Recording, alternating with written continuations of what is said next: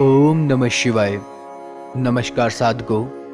मंत्र साधना में मैं नितिन आपका एक बार फिर से हार्दिक स्वागत करता हूँ। साधको, आने वाली शिवरात्रि की आप लोगों को मेरी तरफ से पहले से ही हार्दिक शुभकामनाएं। साधको, इस वीडियो में आप जानोगे कि कैसे शिवरात्रि के दिन आप तांत्रिक क्रियाओं को अपने काम में यूज कर सकते हो। यदि आप किसी पर वशीकरण करना चाहते हो, किसी का विदेशन, उच्चाटन, स्तंभन, इसके अतिरिक्त यदि आप किसी को ऊपर सम्मोहन या आकर्षण क्रिया करना चाहते हो तो वीडियो को पूरा अवश्य देखें। एक भी मंत्र या एक भी प्रयोग से साधु को चूक मत जाना। महाशिवरात्रि का यह दिन भगवान शंकर का सबसे प्रिय दिन है। यह अपनी आत्मा को पुनीत करने का महाव्रत है। इस व्रत को करने से सभी पापों का नाश हो जाता है, हिंसक प्रवृत्ति बदल जाती है और निरीह जीवों के प्रति आपके मन में दया भाव उत्पन्न होता है। महाशिवरात्रि को दिन रात पूजा का विधान है। दिन में शिवालय में जाकर शिवलिंग पर जलाभिषेक और बेलपत्र चढ़ाए जाते हैं, अर्थात रात्रि में वेद मंत्र संहिता, रुद्राष्टाध्याय पाठ ब्राह्मणों के मुख से सुनना चाहिए और इन सब का मंत्र जाप करना चाहिए। साधु को आने वाली इस महाशिवरात्रि पे आप यदि इस मंत्र और इस साधना का प्रयोग नियम पूर्वक द्वारा करते हो तो यह महाशिवरात्रि आपको ऐसे फल दे जाएगी कि मैं शब्दों में बयान नहीं कर सकता। महाशिवरात्रि का साधु को यह दिन भगवान शंकर को सबसे प्रिय दिन होता है और यह अपनी आत्मा को पुनीत बनाता है या हमारे मन को शांति प्रदान करता है।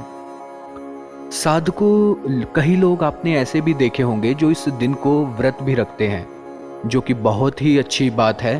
तो यदि आप व्रत रखते हो और व्रत में रहकर इस साधना का पालन करते हो तो आपको बहुत अच्छे रिजल्ट मिल जाएंगे कम समय में। साधु को आपने हमारे शास्त्रों में जरूर पढ़ा होगा कि बहुत ही बड़े बड़े दैत्य असुरों ने कम समय में कुछ ऐसी साधनाएं कर कर भगवान शंकर से बहुत सी दिव्य शक्ति प्रदान की है। लेकिन उसके साथ साथ आपने यह भी पढ़ा होगा कि जब जब उन दैत्यों और असुरों ने उन शक्तियों का कोई बुरा प्रयोग किया है तो उसका अंत भी उन्हें भोगना पड़ा है, जो कि बहुत ही बुरा, बहुत ही भयानक सिद्ध हुआ है।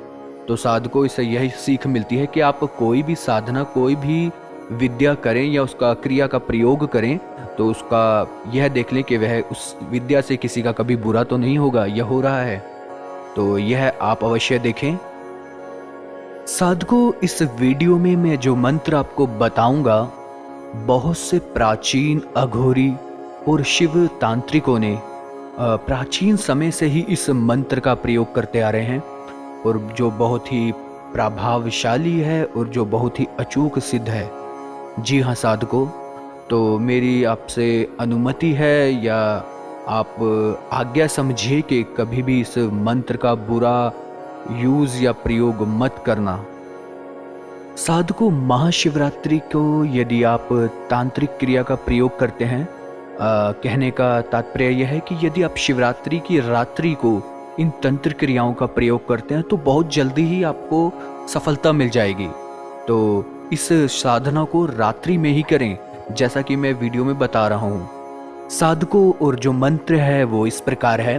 जो मंत्र है वो थोड़ा कठिन है, मैं आपको उसका उच्चारण करके बता देता हूँ और यह मंत्र आपको डिस्क्रिप्शन में भी मिल जाएगा। तो साधको, जो मंत्र है वो आपको इस प्रकार जाप करना है। अघोरे भया ठगोरे भया अघोरे इत्रे भया सर्वदा सर्वा सर्वे भया रुद्र रूपे भया। ओम नमः शिवाय। साधको, जो मंत्र है मैं आपको एक और बार जाप करके बता देता हूँ। अघोरे भया ठगोरे भया अघोरे इत्रे भया सर्वदा सर्वा सर्वे भया रुद्र रूपे भया। ओम नमः शिवाय। तो चलिए साधको जानते हैं कि यह तांत्रिक साधना करनी कैसे है। साधको, साधना आपको महाशिवरात्रि के दिन शाम के समय प्रारंभ करनी है। साधक इसमें दक्षिण दिशा की तरफ मुख कर कर बैठें और आप सफेद आसन पर ही बैठें। उसके पश्चात साधको आप अपने सामने कोई भी शिवलिंग स्थापित करें। यदि आपके घर में शिवलिंग हो तो आप उसे गंगा जल से अच्छी तरह या आप साधारण जल से साफ कर कर उसे अपने सामने रखें। अगर शिवलिंग नहीं हो तो आप आटे का भी बनाकर रख सकते हो अपने सामने शिवलिंग। और उसके बाद आपको उस शिवलिंग पर सफ़ेद पुष्प अर्पित करना है। सर्वप्रथम आपको करना क्या है, सफ़ेद पुष्प को अपने दोनों हाथों में लेकर अपनी मनोकामना अपने मन में धारण करनी है और वह पुष्प उस शिवलिंग पर अर्पित करना है। उसके बाद साधको आप उस शिवलिंग के सामने घी का दीपक जलाएं और कुछ धूप भी जलाएं। जो मंत्र मैंने आपको दिया है, इस मंत्र का साधको आपको रुद्राक्ष की माला से ध्यान रहे, जो माला आपको प्रयोग में लानी है वो रुद्राक्ष की हो, कोई अन्य माला मत यूज करो आप, ठीक है। तो आपको रुद्राक्ष की माला का ही से ही जाप करना है। तो आप उस माला से इस मंत्र का कम से कम 11 माला अवश्य जाप करें और यह आपको रात्रि में 10 बजे के बाद क्रिया करनी है, या अगर आपको कोई कार्य है तो आप 8 बजे के बाद भी कर सकते हो, लेकिन यदि आप 10 बजे के बाद यह क्रिया करते हो तो बहुत अच्छी बात होगी। तो इसमें कम से कम जो माला का जाप करना है वो है 11 माला करनी है। यदि आपकी क्षमता अच्छी है तो आप 21 माला, 51 माला, 108 माला, जो बहुत कम लोग कर पाते हैं, तो कर सकते हो। इसमें ऐसा नहीं है कि अगर आप 21 माला या 51 माला या जितनी ज़्यादा करोगे उतना फल मिलेगा, ऐसा कुछ नहीं है। वो शंकर है, वो भोला है, वो 2 माला से भी खुश हो जाएगा, लेकिन आप कम से कम 11 माला तो अवश्य जाप करें, जो नियम होता है। साधको साधना समाप्त होने के बाद आप शिवलिंग को अपने पूजा कक्ष में वापस स्थापित कर सकते हो या आप जल में भी प्रवाह कर सकते हो। तो यह नियम आप ध्यान से करें और यही विधि है इस तांत्रिक साधना को सिद्ध करने के लिए। तो चलिए साधको जानते हैं कि वह कौन से तांत्रिक उपाय हैं जो महाशिवरात्रि के दिन करने मात्र से शिव की करुणा हमारे ऊपर बनी रहती है। तो साधको, यदि आपके जीवन में कोई व्यवसायिक या कामकाज या धंधे से रिलेटेड कोई प्रॉब्लम चल रही है, तो आपको करना यह है, आप शिवरात्रि के दिन सर्वप्रथम स्नान कर कर किसी भी शिव मंदिर में जाएं और शिवलिंग पर दूध, जल, काले तिल चढ़ाकर अभिषेक करें। साधको, जो आपको दूध चढ़ाना है वह चांदी के बर्तन में ही चढ़ाएं और आप जब इस दूध को भगवान शिव के शिवलिंग पर अर्पित करें तब आपको इस मंत्र का जाप करना है, ओम जू सह। मंत्र ध्यान से सुने, ओम जू सह। यह मंत्र भी मैं आपको डिस्क्रिप्शन में दे दूंगा। इस मंत्र का आपको 7 बार जाप करना है और जल अभिषेक करना है। इसके बाद भगवान शिव आपके जीवन से सभी पैसे से संबंधित समस्या को, चाहे आपके व्यवहारिक समस्या हो या आपका काम अच्छा नहीं चल रहा हो या आपके पैसे कहीं फंसे हो या कुछ भी पैसे से संबंधित प्रॉब्लम होती है, तो वह आपकी अवश्य कुछ ही समय बाद दूर हो जाएगी। और साधको जो अगला उपाय है वह हमारे युवाओं के लिए बहुत ही पसंददायक है।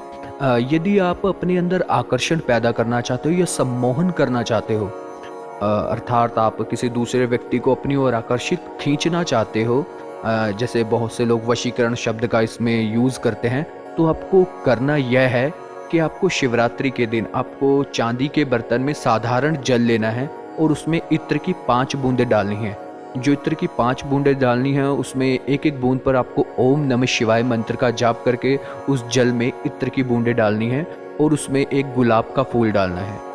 और उसके बाद आप शिवलिंग पर इस जल अभिषेक करें और उसके बाद आप मात्र 7 दिनों में ही देखोगे कि आपके अंदर एक चुंबक सा आ जाएगा। जैसे चुंबक को खींचता है, ऐसे आपके अंदर सम्मोहन, आपके अंदर आकर्षण शक्ति इतनी बढ़ जाएगी कि कोई भी व्यक्ति आपकी ओर खींचा चला आएगा।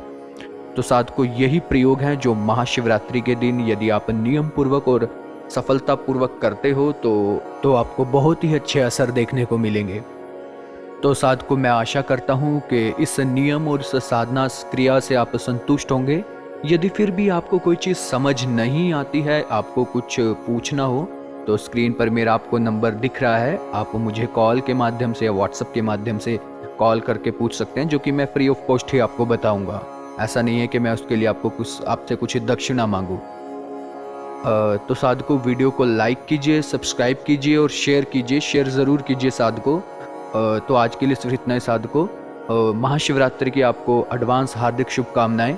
धन्यवाद। ओम नमः शिवाय।